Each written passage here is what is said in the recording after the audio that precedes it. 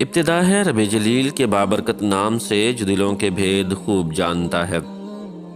دیکھتی آنکھوں سنتے کانوں صابری میاں کا سلام پہنچے۔ ناظرین محترم، بنی اسرائیل میں ایک نوجوان تھا، بہت خوبصورت اور نہایت پاک باز۔ وہ نوجوان ٹوپیاں اور ٹوکریاں بنا کر بیچتا تھا۔ ایک دن بازار میں ٹوپیاں بیچتے بیچتے بادشاہ کے محل کی طرف نکل پڑا۔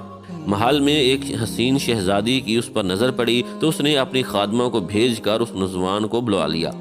نوجوان سمجھا کہ شاید شہزادی صاحبہ نے کچھ خریدنا ہے۔ وہ خادمہ کے ساتھ محل میں داخل ہوا تو خادمہ دروازہ بند کر کے باہر سے چلی گئی۔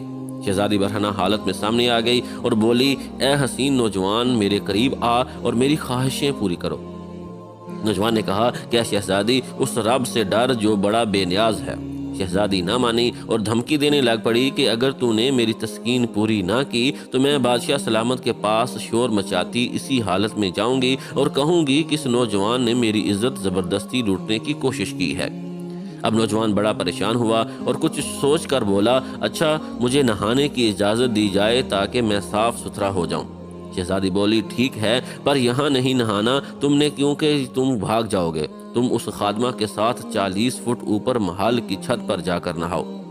نوجوان مان گیا اور اوپر چلا گیا۔ وہاں جا کر جو اس نے دیکھا کہ اب کیا کروں تو اس کے ذہن میں اس کے سوا اور کوئی حال نہ آیا کہ 40 فٹ سے چھلانگ ہی لگا دی جائے۔ اس نے چھلانگ لگاتے وقت دعا پڑی، اے اللہ پاک، مجھے تیری نافرمانی پر مجبور کیا جا رہا ہے اور میں اس برائی سے بچنا چاہتا ہوں۔ مجھے 40 فٹ نیچے چھلانگ لگا کر مر جانا تو منظور ہے، لیکن تیری نافرمانی نہیں۔ یہ کہہ کر نوجوان نے چھلانگ لگا دی۔ اسی وقت ایک فرشتے کو باری تعالیٰ سے حکم جاری ہوا کہ جاؤ اس نوجوان کو بچاؤ۔ فرشتے نے اس نوجوان کو اپنے پروں میں سما لیا اور آرام سے نیچے اتار دیا۔ نوجوان بڑا خوش ہوا اور اسی وقت شکرانے کے نفل ادا کیے اور بارگاہ الہی میں عرض کی کہ مولا، تو چاہے تو مجھے اپنے اس کام سے بے نیاز کروا سکتا ہے۔ اے رب، مجھے تو کچھ عنایت کر تاکہ میں آرام سے بیٹھ کر کھا بھی سکوں اور تیری عبادت بھی کر سکوں۔ اس کی درخواست قبول ہوئی اور وہی فرشتہ جس نے اس کو بچایا ایک سونے سے بھری بوری لا دی۔ حسین نوجوان نے پھر سجدہ شکر ادا کیا اور بولا، اے میرے پروردگار، یہ جو سونا اسی رزق کا حصہ ہے جو مجھے دنیا میں ملنا تھا، تو اس میں برکت عطا فرما، اور اگر یہ اس اجر کا حصہ ہے جو مجھے آخرت میں ملنا ہے اور اس کی وجہ سے میرے آخرت کے اجر میں کمی ہوگی تو مجھے یہ دولت نہیں چاہیے۔